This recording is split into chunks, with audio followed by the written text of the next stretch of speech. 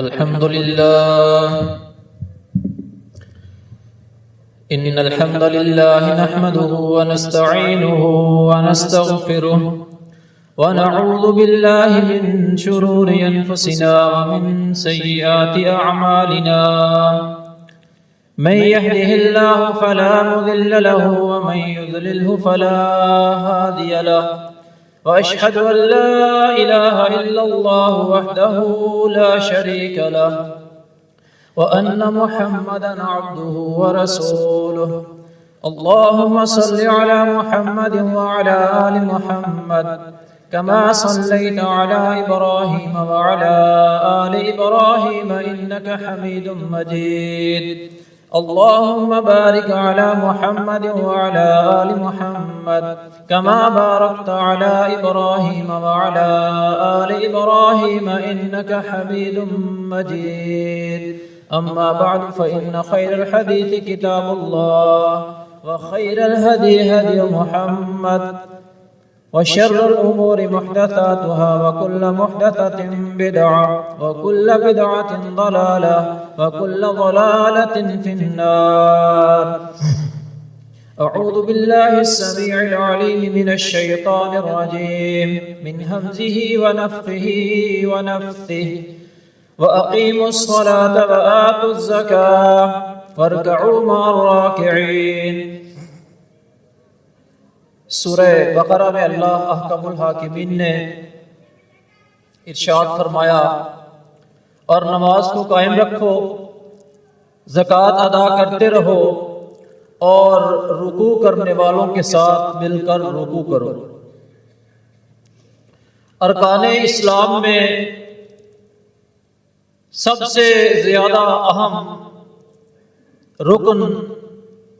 اس کی باجماعت ادائیگی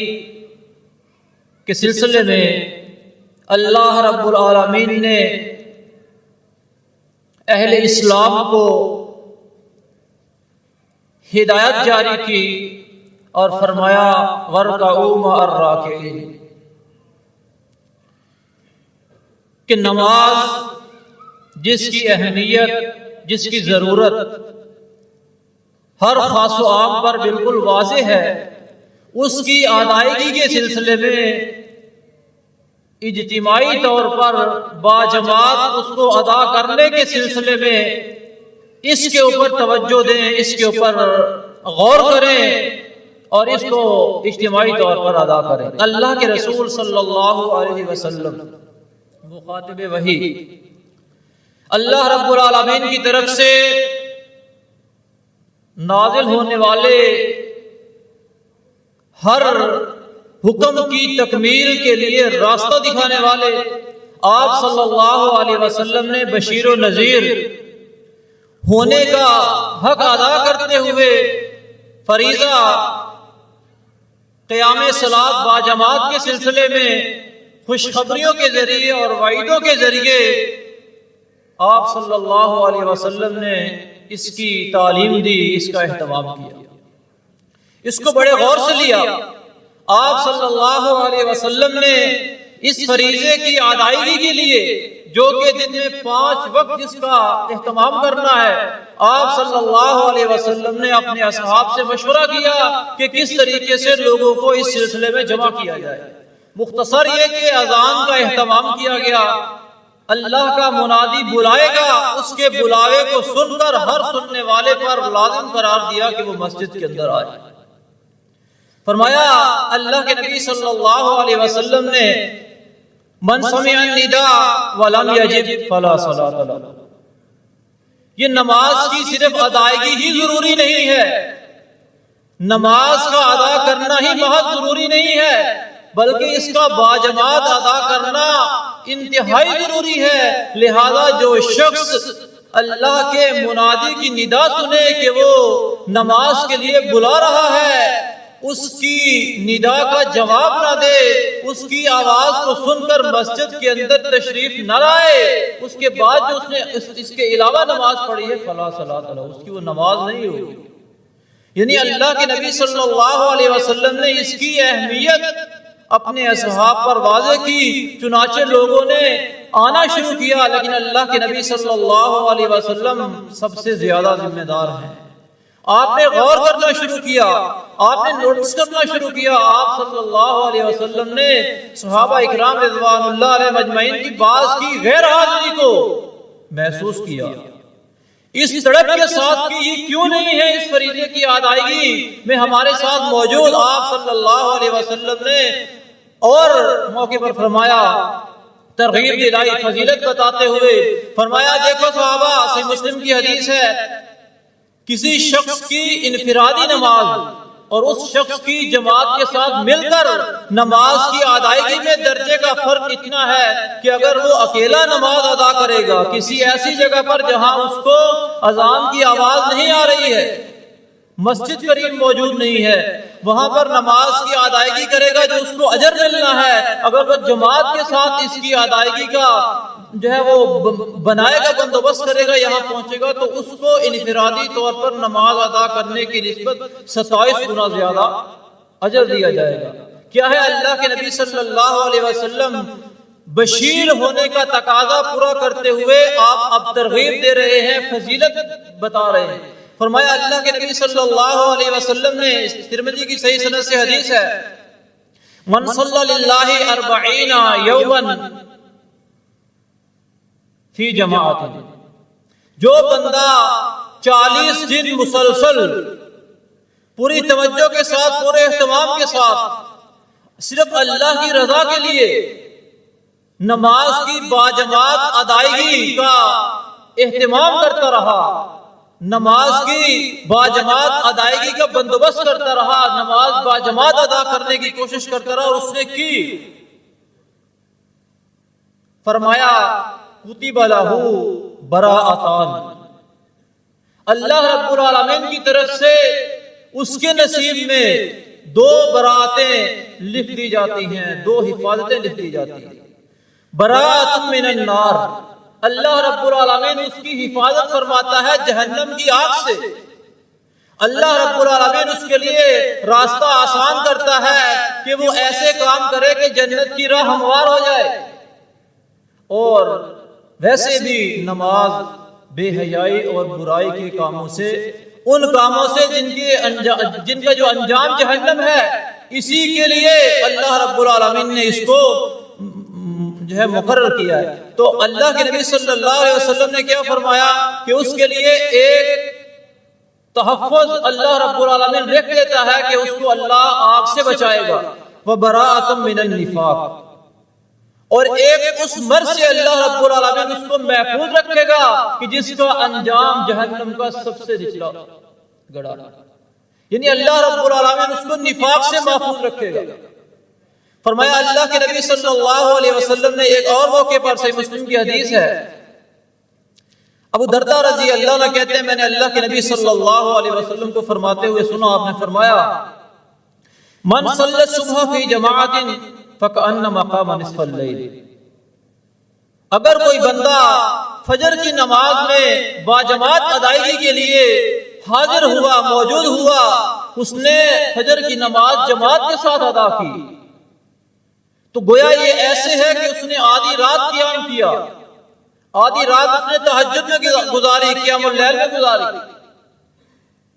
ومن صلی العشاء فی جماعت فکأنما قام اللیل کلہ، اور جس بندے نے فجر کی نماز کے ساتھ عشاء کی نماز کو بھی باجماعت ادا کیا، اس کی باجماعت ادائیگی کے وقت موجود ہوا، فرمایا اس شخص کے لیے ایسے ہے جیسے اس نے ساری رات قیام کیا۔ بڑی پیاری مثال ہے، عمر بن خطاب رضی اللہ عنہ کا ایک عمل ہے، ان کا ایک واقعہ ہے۔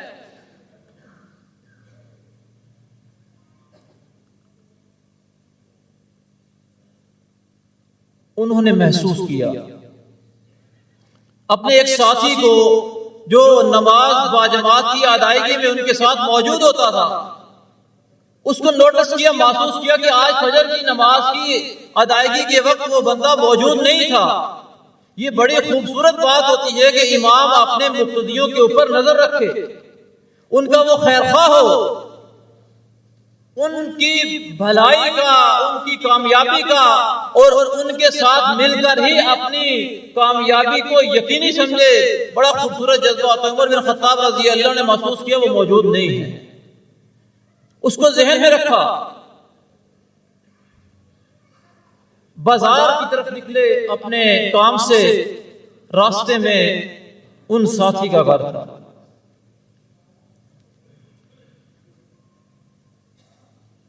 عمر بن خطاب رضی اللہ عنہ ان کے گھر کے پاس رک گئے،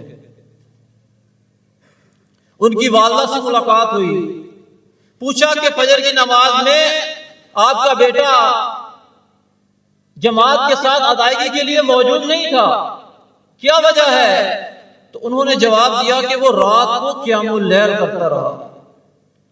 نیند کے غلبے کی وجہ سے فجر کی نماز کے لیے وہ اٹھ نہیں پایا۔ عمر بن خطاب رضی اللہ عنہ نے فرمایا اگر میں اس جگہ پر ہوں تو میں ایسے قیام اللیل پر فجر کی نماز با جماعت ادا کرنے کو ترجیح دوں، یعنی میں اس کا اہتمام کروں۔ با جماعت نماز کی ادائیگی کے لیے عمر بن خطاب رضی اللہ عنہ کتنے فکر مند ہیں۔ ایک اور واقعہ اسی سے متعلق، پھر محسوس کرتے ہیں ایک ساتھی فجر کی نماز میں موجود نہیں ہے۔ فجر کی نماز وہ نماز ہوتی ہے کہ جس کی ادائیگی کے وقت ہر بندہ بہرحال اگر اس کی رہائش اپنے گھر کے اندر ہے، اس کی مصروفیت کوئی ایسی نہیں ہے کہ وہ رات کو کسی کام کاروبار میں وہ موجود ہوتا ہے، یعنی دن کے وقت جو لوگ مسجد کے قریب نہیں ہوتے اس چیز کو نظر انداز کرتے ہوئے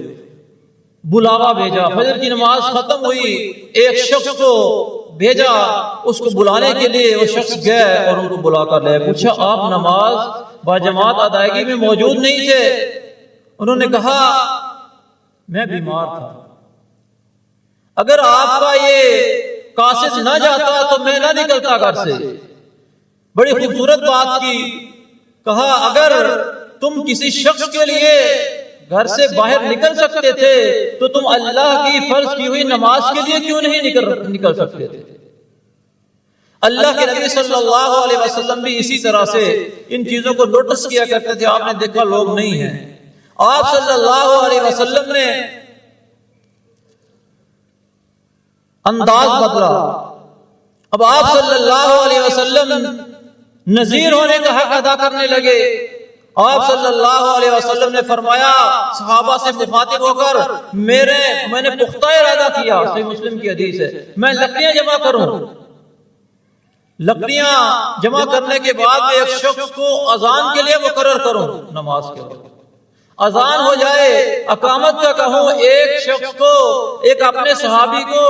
امامت کے لیے مقرر کر کے لکڑیوں کے ساتھ میں ان لوگوں کے گھروں کی طرف جاؤں کہ جو اذان کی آواز سننے کے باوجود اپنے گھروں کے اندر اور لکڑیوں کو آگ لگاؤں، ان کو ان کے گھروں کے اندر جلا دو۔ پھر میرا خیال جاتا ہے بچوں اور عورتوں کی طرف۔ کیا ہوا؟ اللہ کے نبی صلی اللہ علیہ وسلم نے مزاج میں سختی لائی، آپ صلی اللہ علیہ وسلم نے ڈر والی باتیں کی۔ نماز با جماعت کی ادائیگی یہ اس لحاظ سے بھی ضروری ہے کہ اس کے ذریعے سے ہمیں دن میں 5 وقت ایک دوسرے کے اوپر غور کرنے کا موقع ملتا ہے، اس کے حالات زندگی کو معلوم کرنے کا موقع ملتا ہے، اس کی اصلاح کا موقع ملتا ہے، اس کو سکھانے کا موقع ملتا ہے، اس سے کچھ سیکھنے کا موقع ملتا ہے۔ کس طریقے سے؟ صحیح بخاری کی حدیث ہے، اللہ کے نبی صلی اللہ علیہ وسلم نے ظہر کی نماز ادا کی، وحی کے نزول کا دور ہے، احکامات کی تجدید بھی ہو رہی ہے، تنسیخ بھی ہو رہی ہے۔ آپ صلی اللہ علیہ وسلم نے ظہر کی نماز 4 رکعت کی بجائے 2 رکعت پڑھائی، اور آپ صلی اللہ علیہ وسلم کسی فکر کے ساتھ مسجد کے ایک طرف جو کھجوروں کے تنے لگائے ہوئے تھے ان کے ساتھ جا کر کھڑے ہو گئے۔ تمام صحابہ نے محسوس کیا، ہر کسی نے اپنی دل کی کیفیت کو مد نظر رکھتے ہوئے اس کے متعلق سوچا ہو۔ ذوالیدین ایک صحابی ہیں، ان سے نہ رہا گیا، انہوں نے اللہ کے نبی صلی اللہ علیہ وسلم کے پاس جا کر کہا، اے اللہ کے نبی صلی اللہ علیہ وسلم، نماز میں کمی کر دی گئی ہے یا آپ بھلا دیے گئے؟ نماز میں کمی کر دی گئی ہے یا آپ بھلا دیے گئے ہیں؟ آپ امام المتقین ہیں، دین آپ پر نازل ہوتا ہے، آپ آگے بتاتے ہیں، لیکن ہیں بشر، ہیں انسان ہیں، ان کے مقام کا احترام کا تقاضا اپنی جگہ پہ، لیکن ذوالیدین رضی اللہ عنہ نے ہمت کی۔ اللہ کے نبی صلی اللہ علیہ وسلم نے ابو بکر رضی اللہ عنہ سے پوچھا، کیا ذوالیدین صحیح بات کر رہے ہیں؟ واقعی میں نے 2 رکعت پڑھائی، غور کیا اپنے اوپر، یہ نماز کا جو مختصر ٹائم جس میں 2 رکعت پڑھا دی گئی ہیں 4 کی بجائے، اس میں میں نے کیا کیا ہے، کیا کرنا چاہیے؟ آپ صلی اللہ علیہ وسلم واپس تشریف لائے، جب اس چیز کا اس پر مطمئن ہو گیا کہ 2 رکعت پڑھائی ہیں، 2 رکعت اور پڑھائیں، اور اس کے بعد سجدہ صاف کیا۔ تو یہ کیا ہے کہ ہم غور کرتے ہیں دوسرے پر، اور اس میں جو بنیادی چیز ہے وہ یہ ہے کہ ذوالیدین رضی اللہ عنہ کا انداز اور ان کے الفاظ یہ شاندار ہے۔ ایک اصلاح کا جذبہ ہمارے اندر بھی ہوتا ہے دوستو، ہم بظاہر اس کو اصلاح سمجھ رہے ہوتے ہیں اور اس کی انجام دہی کے سلسلے میں بڑے ہی یعنی کہ وہ فکر مند نظر آتے ہیں، لیکن وہ در حقیقت اصلاح ہوتی نہیں ہے دوستو۔ ہم کسی کی غلطی کو محسوس تو کرتے ہیں، وہ نماز سے ریلیٹڈ ہو، اس کے لباس سے ریلیٹڈ ہو، اس کے رویے سے ریلیٹڈ ہو، اس کے حالات زندگی سے ریلیٹڈ ہو، لیکن ہم اس کو نوٹ کرنے کے بعد ہم اس کی اصلاح کی بجائے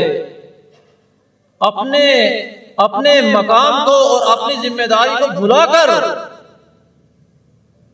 اصلاح کے انداز سے اس کی تحقیر کرنے کی کوشش کرتے ہیں۔ ہم بظاہر اس کی غلطی پر اس کو بتانا چاہ رہے ہوتے ہیں، لیکن ہم اس طریقے سے بتا رہے ہوتے ہیں کہ اس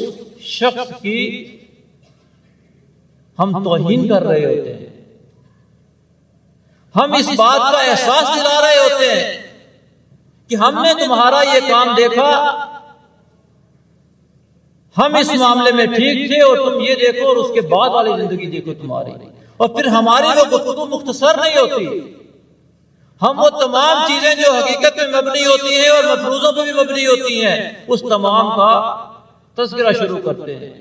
وہ چیز اپنی جگہ پہ رہ جاتی ہے، لیکن کیا ہوتا ہے، اصلاح کے بجائے دلوں کے اندر دوری شروع ہو جاتی ہے۔ نماز منکرات سے روکنے والی چیز ہے، اس کو ہم کیسے دیکھیں گے؟ امام غلطی کرتے ہیں، ہم باجماعت نماز ادا کر رہے ہیں، تعلیم دی گئی ہے بڑے آسان انداز سے، کوئی بھی شخص اس کو محسوس ہو سبحان اللہ کہے گا، اور کوئی بات نہیں کرے گا، اپنا نام نہیں بتائے گا کہ میں دیکھو میں بتا رہا ہوں اور یہ تمہاری غلطی ہے، سبحان اللہ کہے گا، اس کے بعد صبر کا مظاہرہ کرے گا۔ امام اگر اس چیز کو جان جائے بہت اچھی بات ہے، نہیں جان جائے تو نماز مکمل ہو جائے گی، اس کے بعد الفاظ میں بتایا سے آپ سے غلطی سرزد ہو گئی، تو اس ٹائم میں ہم صبر سے سیکھیں گے۔ بعض اوقات کسی چیز کو نوٹس کر کے فوراً بولنا ضروری نہیں ہوتا،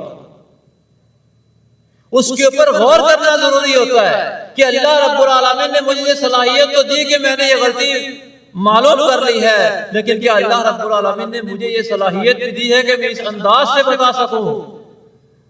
کہ جس انداز کا اللہ رب العالمین نے حکم دیا ہے وَقُلْ لَهُمْ فِي أَنفُسِهِمْ قَوْلًا بَلِيغًا، ایسی بات کر جائے کہ اس کی سمت درست ہو جائے، وہ اس کے دل کے اوپر اثر کر جائے۔ نماز باجماعت کی ادائیگی سے